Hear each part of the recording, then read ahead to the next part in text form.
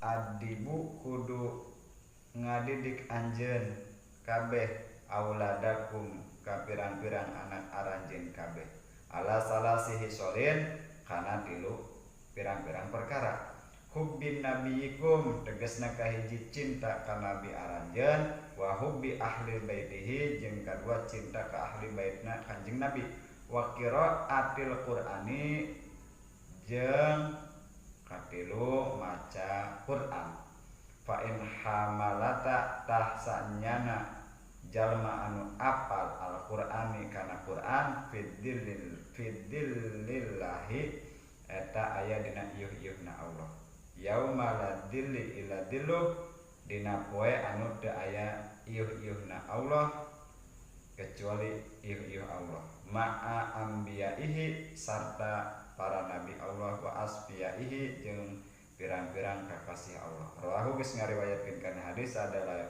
Dailami Imam Dailami an aliin ti Ali bin Abi Thalib. Ya hadis kudu ngadidik anak kutilu pirang-pirang perkara. Nu kahijina kudu mika cinta si anak anjeun ka nabi, kadua mika cinta ka ahli bait nabi, keluarga nabi, katiluna mika cinta kana Al-Qur'an. Titik.